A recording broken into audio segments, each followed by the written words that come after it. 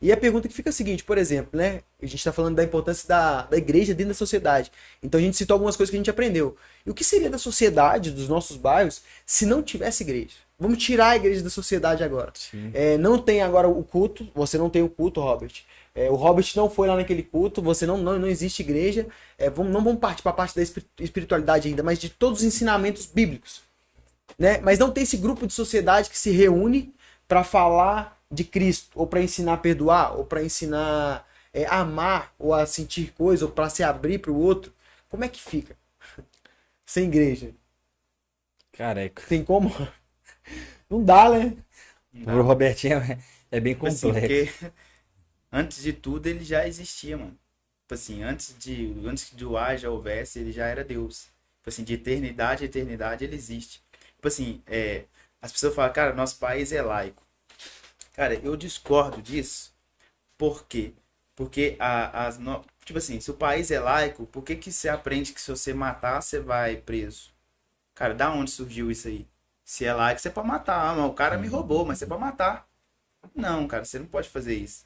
Deixa que a justiça faça. Então, tipo assim, deixa que a justiça faça, cara, perdoa. Bem camuflado. Deixa que a justiça faça. Você não.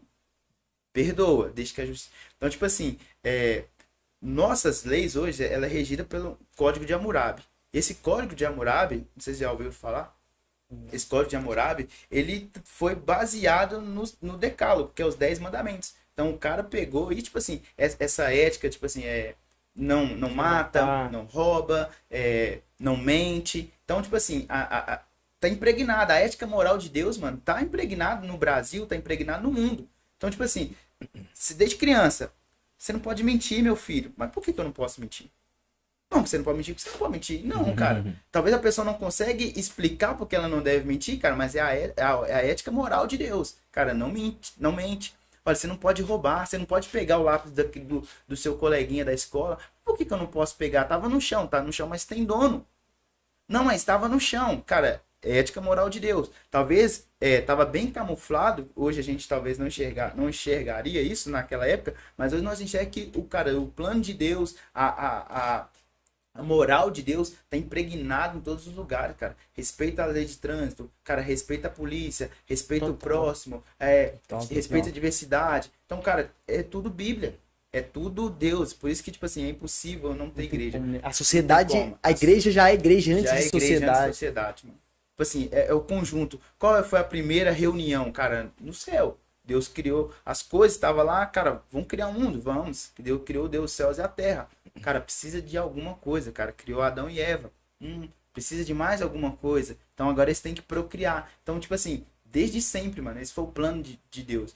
A gente foi formado na terra, mas a gente foi criado no céu. Então, tipo assim, o formar é você pegar e dar forma. Então Deus formou a gente aqui, mas Deus criou na mente. E, cara, é onde Deus estava. Por isso que a gente são seres eternos. Muito Nossa, bom. sensacional.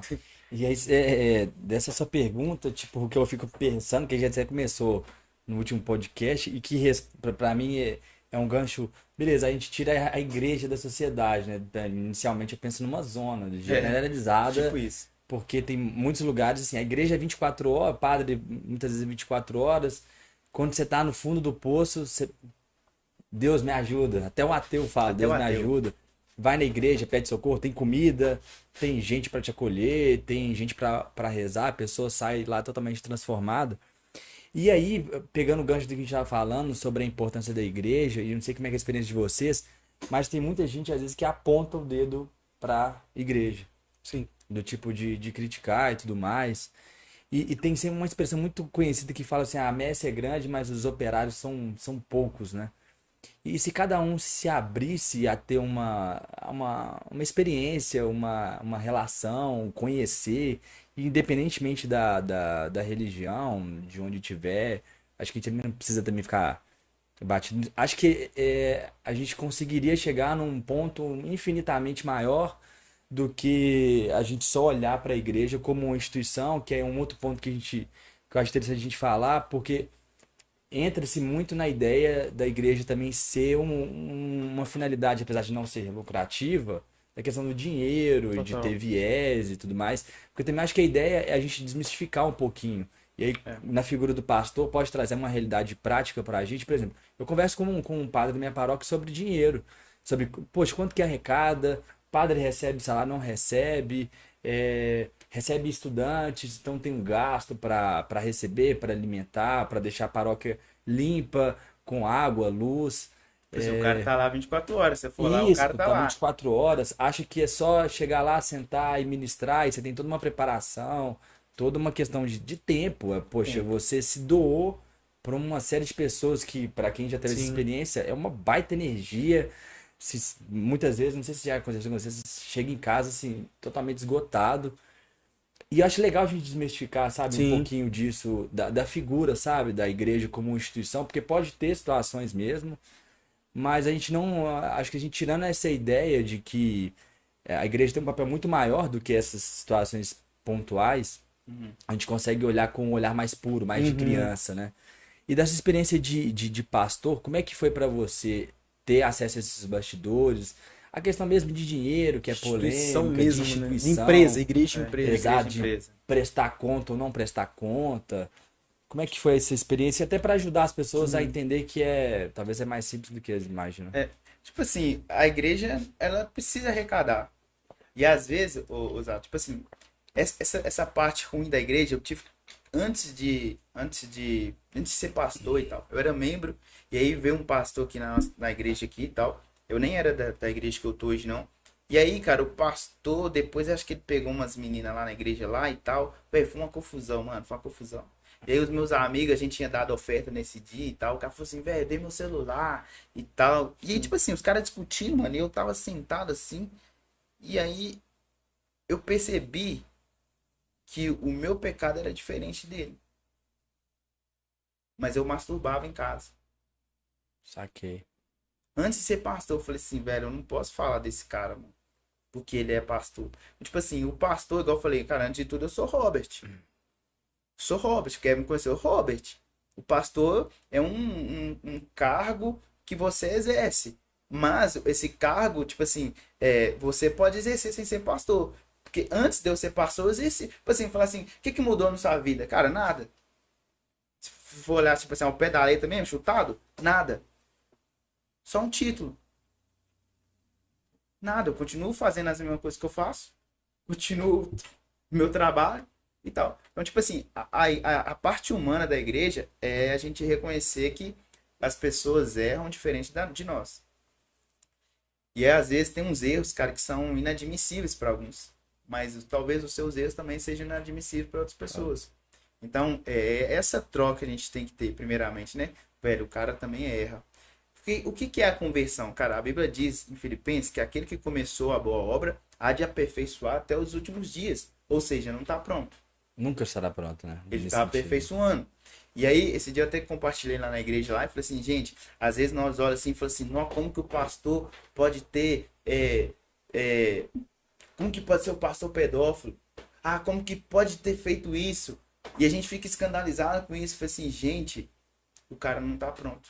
É difícil você falar isso, mano. É difícil. Porque você olha assim, o cara não podia fazer isso. Porque mexe com a gente. Tipo assim, o cara vai. Uma criancinha.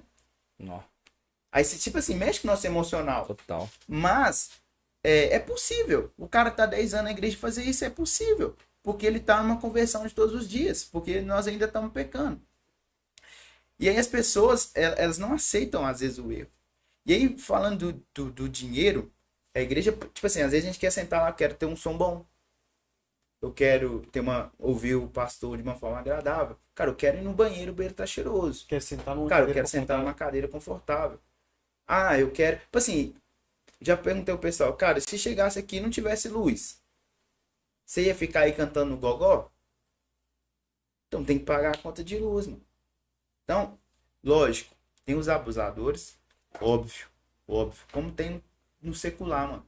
Tem padre pedófilo, tem pastor pedófilo, mas tem padre muito sério, tem pastor muito sério. Então, essa parte de igreja, eu falo por mim. Eu já paguei para ir na igreja dos outros. Assim, tirei do meu bolso para ir lá e pregar. E às vezes a pessoa pensa assim, cara, você acha errado cobrar para pregar? É uma linha tênue. Porque, tipo assim, cara, beleza, não acho errado cobrar, tipo, um preço exuberante. Mas pelo menos você tem que pôr minha gasolina, poxa. E as pessoas às vezes não querem fazer isso, Zé.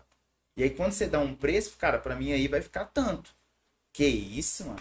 De graça receber, de graça dar. Deus. Aí eu falei assim, tá, de graça receber, de graça dar. Mas eu fiz teologia, eu paguei pela teologia. Total. Ah, cara, eu fiz um curso. Eu paguei por esse curso. Só um segundo. Aí você quer de graça? Não, não faz sentido. Porque se as pessoas quisessem simplesmente a pregação do evangelho, sabe? Cara, qualquer pessoa podia ir lá abrir a Bíblia e pregar. Ler a Total. palavra de Deus. Não, ela quer o que você vai falar. Então, o que você vai falar tem uma bagagem que é sua. Tem uma experiência que é sua. Tem um conhecimento que é seu. Cara, e isso custou. Você tá deixando Total. sua família. Você tá deixando sua filha. Eu deixo minha filha e vou pregar. Então, isso tem um gasto. Então, as pessoas, às vezes, elas colocam isso. Ah, tá roubando. Não, cara. Isso. Pastor às vezes recebe. Ô, vou contar um spoiler aqui. Cara, um dia me ofereceram uma oferta de 50 mil reais. Ó. Nossa. 50 mil reais. Na hora que eu vi a transferência, eu falei assim, como assim, mano? Tipo assim, como assim? Tipo, do nada ou tinha. Do nada. Era Do uma pessoa nada. que já Do nada. Do nada.